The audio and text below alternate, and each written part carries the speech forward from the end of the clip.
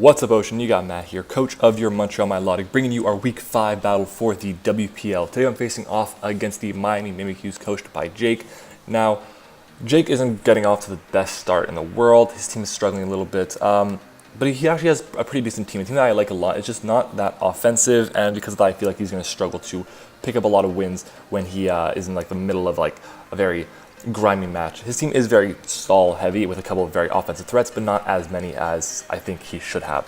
So our opponent has a team, or actually I'll go over my team first. So my team is Z Tapu Koko, Hawlucha, Nidoking, Marowak-A Alolan Form, Z Captain Zoroark, Kecleon Pelipper, Gothitelle with Shadow Tag, Ludicolo with Z moves, Lantern, Mega Scizor, and our opponent has a team of Z Landorus Therian, Volcanion, Shaman, which is his Z Captain, Florges, Fortress, Hitmontop, Mega Sableye, Milotic, Haxorus, which is also a Z Captain, or Z move user, and then Cresselia and Shuckle. So a very interesting team, but a lot of bulk. He's got like Shaman, which is bulky. It can be a decent wall breaker, but only because of Seed Flare. He's got Florges, Fortress, he's got Mega Sableye, Milotic, Cresselia, and Shuckle. That's an incredibly fat team. So we just gotta be careful playing around all that. I did want to bring Taunt on a lot of my Pokemon, but I just didn't have the room for it. So what are you gonna do? Let's get into what we actually brought this week, though. So to start off, we have World Star, our Tapu Koko here. This is a Salt Vest. That way I could take, I believe, 2 Seed Flares from the Shaman. I could be wrong. I think that's what it is for. But I can also take a random Sludge Wave from the Volcanion and then fire off a powerful Thunderbolt in terrain, which should always OHKO that thing. Fingers crossed. Yeah, we then have a Choice Scarf Nidoking here, King James. This is the first time I'm bringing Nidoking all season, I believe. We have pretty much coverage for everything. Dual Stab. We then have Ice Beam and Flamethrower, which should hit everything very, very well. We then have our Crimson Chin here, which is Adamant Nature. I believe it's the first time I'm bringing a max attack Adamant Natured Mega Scizor here. We have a decent amount of speed. I believe it's so we can speed creep the Cresselia.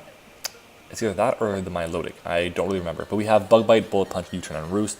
Bug Bite is there because I do want to do enough damage to the Cresselia. I also feel like his team is very bug weak, so he might bring a Tangaberry on the Shaman or the Cresselia. Even some of the other, what else is weak to bug on his team? I believe there was more, wasn't there? No, that's it. Okay, that's it. Never mind. Never mind. Okay. Anyways, so, but yeah, Bug Bite does a lot more damage because it's Technician boosted, unlike U-Turn. I believe it goes up to base 90 damage, while U-Turn is still base 70, so it does a lot more damage. We then have Raindrop, our Pelipper, which is Damp Rock again, Hurricane, Toxic, Scald, and Roost. I wanted Toxic this week because I knew he was going to bring like the Flame Ward Milotic set to deal with the Hawlucha.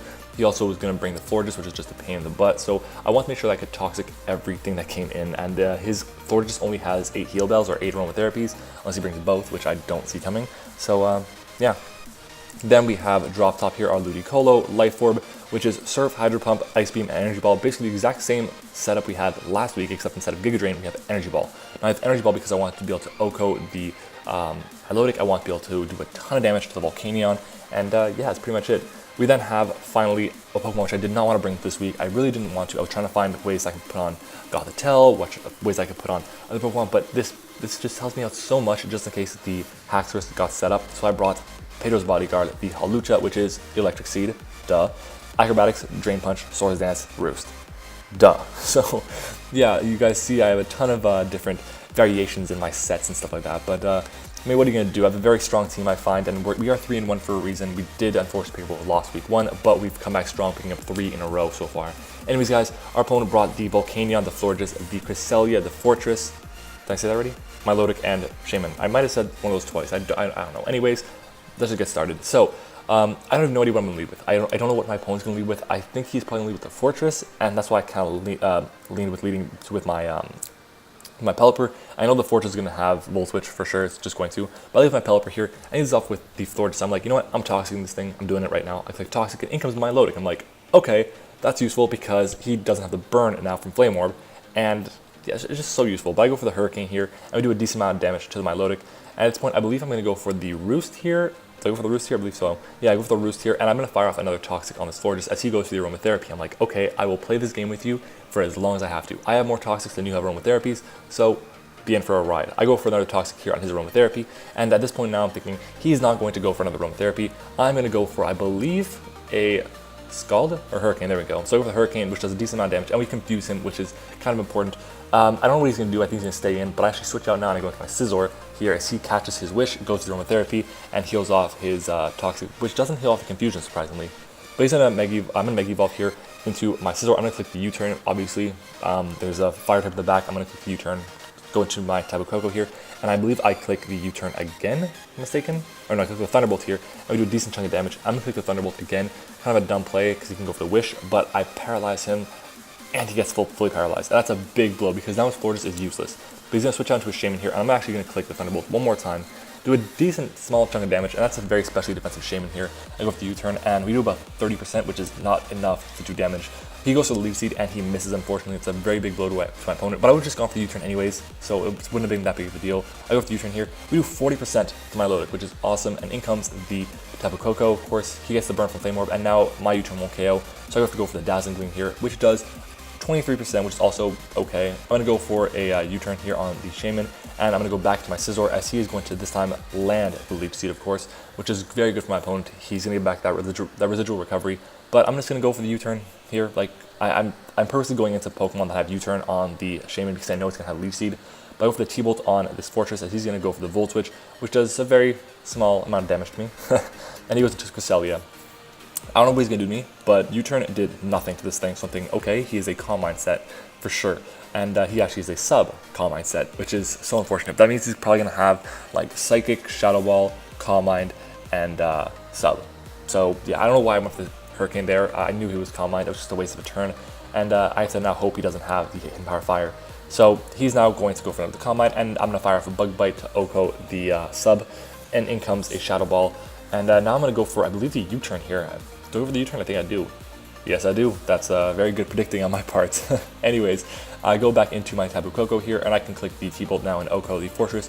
Thankfully, he did not bring a ground type, so I can just freely spam T-Bolts. But he's going to go for the Leaf Seed here on the Shaman, and I wish I did a bit more because now we're not guaranteed to Oko with the U-turn. I go for the U-turn here, and he lives on 2, which is very unfortunate. But I go into my Scizor here because we resist the Seed Flare, and you see it only does 10% there, which is awesome. I'm going to go for the Bullet Punch here to just finish this thing off. And yeah, so we pick another kill. So for 26 turns in the match, and we just recently got our first 2 kills. I go for the Bug Bite now as he brings in my Milotic. I think he thought he was going to outspeed us, but no. And he now goes into his Volcanion, and I'm going to go into my Pelipper.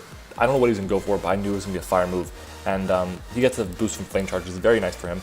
I'm going to go for the Hurricane and do a decent amount of damage to the Florges, and I can just finish it off now with another Hurricane here, I believe. I go for the Hurricane, right? Yeah, I do. And I mean, I love Hurricane, it's such a great move. Anyways, I now switch out into my Mega Scizor here, as he's going to go for the Calm Mind, and I'm going to go for, I believe, the Bug Bite, right? Or I go for the U-turn. I go for the Roost, actually. And yeah, he was... my phone was kind of confused about why I would go for the Roost. Now, I went for the Roost because I want to make sure that I could live a water move outside of the rain with my Scizor, just to be safe. So I kind of had to go for that. Anyways, I go for the Roost, and I'm going to go for the Bullet Punch here, and pick up another kill with Mega Scizor. In comes Volcanion. I'm going to switch back into my Ludicolo here. He's going to go for the Flame Charge. And the reason I went to Ludicolo, I'm going to pause it, is because I really had no way of breaking down this thing. I need to get it low enough so that I could then proceed to Oko it with my Hawlucha. That's the only way I could have done it. And I really wasn't calculating enough for Scarf Volcanion, or for +1 speed Volcanion. So that's kind of an oversight on my part, and it could really have been dangerous in this match if I didn't have this Ludicolo in the back with Energy Ball. If I had Giga Drain, it probably would have still been tough for me to win, but because I had Energy Ball here, you're going to see Energy Ball from Life Orb Ludicolo does 64%, which is awesome, and he's going to Oko me back with the Sludge Wave. It's a fine price to pay. I'm okay with Ludicolo going down there, but I'm going to go into my Scarf Nidoking now, click Sludge Wave, and pick up a kill here. So Nidoking coming in, making its first appearance, picking up a kill for us. Then I go to my Scizor here on the Cresselia, and obviously this 1v1 is something that he cannot win, so I'm going to go for the Bug Bite, and that breaks the sub. I'm then going to go for one more Bug Bite here. It might Oko, you never know. I mean, it's a Cresselia, it's kind of fat, and it doesn't, but whatever. He's going for the Shadow Ball here, does 37% with the crit, and I'm going to click the Bullet Punch, I believe now, or the Bug Bite, and that'll be the game. So yeah, we pick up another 5-0 win this week. GG to my opponent. It was a really fun match. Unfortunately for him, things didn't really go his way with the paralysis on the Florges, with the Leech Seed misses, but I do feel like we had some really good prep going in. We didn't use Hawlucha, which is awesome. Just the threat of it was so useful. And yeah, guys, see, like I feel like my team is really well balanced, but we do have a lot of things we're commonly going to bring. I think last week we had the exact same team, except instead of Nidoking, we had Zoroark. So it's going to be kind of interesting to see how we can shape and mold this team to something different every single week. But anyways, guys, if you enjoyed this video, make sure to leave a like on the video, and of course subscribe to the channel for more amazing Pokemon content. And yeah, guys, if you found this video informative, you should definitely check out my Discord channel, Discord server, which is linked in the description of all my videos, and of course my Twitter, which is also there as well. If you guys want to see some highlights or some I guess, things to come on the channel, you should definitely go to my Twitter account. It's where I post a lot of stuff that's going to be coming up. Anyways, guys, thank you so much for watching, and I will see you all next time.